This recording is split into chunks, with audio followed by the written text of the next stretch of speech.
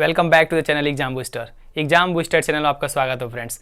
Motivational series के lecture में आपका फिर से स्वागत है। आज का टॉपिक आप टाइटल में देख चुके होंगे, फर्म डिटर्मिनेशन, मजबूत इच्छा शक्ति या दृढ़ निश्चय क्या होता है। ऐसा क्यों होता है? जीवन में प्रत्येक इंसान अधिक से अधिक सफलता पाना चाहते हैं, पर अधिक से अधिक ऊंचाई को गेन करना चाहता है, प्राप्त करना चाहता है। लेकिन ऐसा क्यों होता है? जैसे वो आगे बढ़ने जाता है, कठिनाइयाँ संघर्ष उसके पीछे लगी रहती हैं, और कुछ लोग तो होते हैं उसको पार करके अपने टारगेट को, अपने गोल्स को अचीव कर लेते हैं, और कुछ लोग नहीं पाते हैं। अगर जो लोग सफल हो जा रहे हैं और जो लोग असफल हो जा रहे हैं, उन लोगों के बीच में अगर उन फैक्टर्स के बारे में तुलना किया जाए, कुछ फैक्टर्स की यदि उसकी बात किया जाए, तो एक ऐसा फैक्टर है दोनों में डिफरेंस पाया जाता है सफल और असफल लोगों में। वो होता है दृढ़ इच्छा शक्ति, फर्म डिटर्मिनेशन। यदि आपका जो टारगेट है, यदि आपका जो गोल्स है, यदि उसको पाने के लिए आपका जो लालसा, आपका जो लगन और जो आपकी जो जिज्ञासा है वो काफ़ी ज़बरदस्त है, तब तो जाहिर सी बात है आप वो सफल व्यक्तियों की लिस्ट में आप हैं। यदि आपके पास वो नहीं है तो आप वो सफल व्यक्तियों की लिस्ट में आप नहीं हैं। इसी पे एग्जाम्पल के थ्रू मैं आपको एक रियल लाइफ एग्जाम्पल में आपको देने जा रहा हूँ। आई होप आपको अच्छे से समझ में आएगा।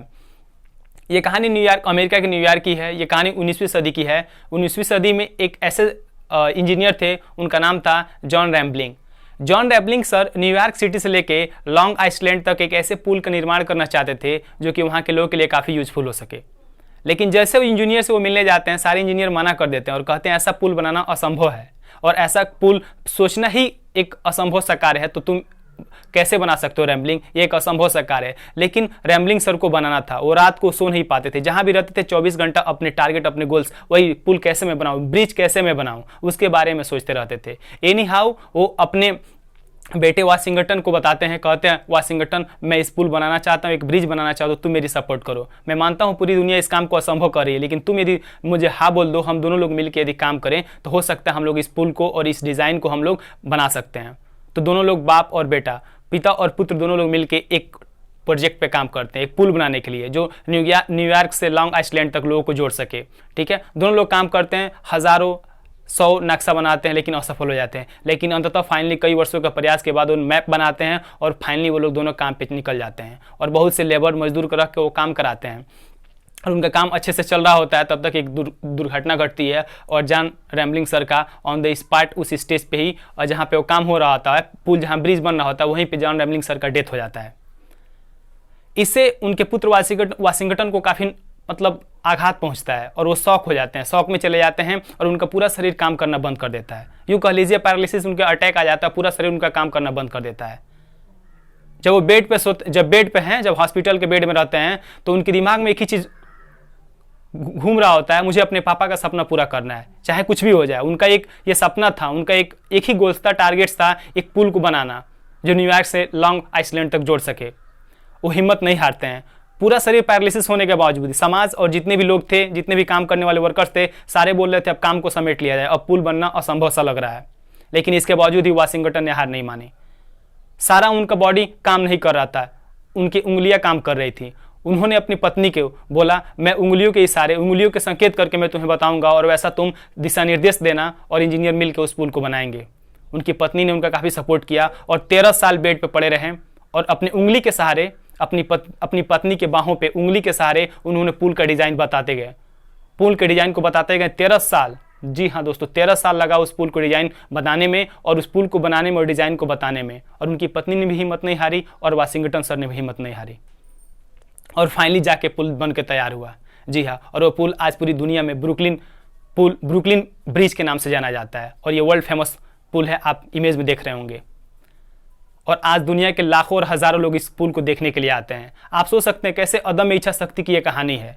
यदि कोई इंसान ठान ले, अंदर से सोच ले मुझे ये करना है, चाहे कितनी भी बाधाएं आए, कितनी भी डिफ़िकल्टीज़ आए, कितनी भी हमें रास्ते में दिक्कतें आए, हमें उसे पार करके हमको अपने टारगेट्स को अचीव करना है, गोल्स को अचीव करना है, तो पा सकते हैं। इससे बड़ा एग्जाम्पल अब क्या हो सकता है? मैं आपको एक और रियल लाइफ एग्जाम्पल बताने जा रहा हूँ। हमारे भारत के नॉर्थ ईस्ट में एक स्टेट है असम। वहाँ के रहने वाले एक बहुत बॉडी बिल्डिंग उनका सपना था, उनका नाम था महादेव डेका सर।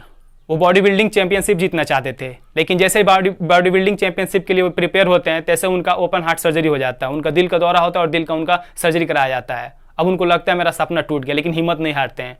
बेड पे पड़े हुए आईसीयू में पड़े हुए भी वो सोचते हैं हमको किसी न किसी तरह वर्ल्ड बॉडी बिल्डिंग चैंपियनशिप को जीतना है। और फाइनली जैसे वो ठीक होते हैं, आपके कैसे कोई इंसान सोच सकता है जिसका ओपन हार्ट सर्जरी हुआ है वो वर्ल्ड बॉडी बिल्डिंग चैंपियनशिप में जा सकता है। लेकिन महादेव डेका सर का एक सपना था, एक अदम्य इच्छा शक्ति थी, हमको अपने सपने को पूरा करना, अपने जो गोल्स में सेट किया उसको मैं एनी हाउ पूरा करूँ।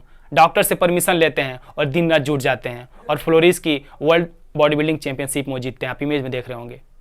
जब उनसे इंटरव्यू में पूछते हैं सर आपको कौन सी चीज़ें थी प्रेरित करती थी, क्या आपने कभी सोचा था जब ओपन हार्ट सर्जरी होने के बावजूद भी आप बॉडी बिल्डिंग चैंपियनशिप में भाग लेंगे? तो उन्होंने कहा मैं उसी दिन सोच लिया था चाहे कुछ भी हो जाए, उसके लिए मुझे अपने प्राणों की आहुति क्यों देना पड़े, लेकिन मैं अपने लक्ष्य और अपने टारगेट्स को अचीव करने के लिए जितना से जितना प्रैक्टिस, जितना से जितना मैक्सिमम मेरा एफर्ट हो सकता है मैं लगाऊंगा। और फाइनली वो फ्लोरिस के वर्ल्ड बॉडी बिल्डिंग चैंपियनशिप जीतते हैं। ये थे अदम्य इच्छा शक्ति, फर्म डिटर्मिनेशन, मजबूत इच्छा शक्ति की दो जबरदस्त मोटिवेशनल कहानी।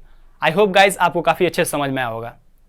यदि हमारे और आपके गोल्स में, हमारे और आपके टारगेट्स में वो मजबूत इच्छा शक्ति है, वाकई हम पाना चाहते हैं, तो उसको हमेशा अपने आंखों के सामने फर्स्ट प्रायोरिटी देना होगा।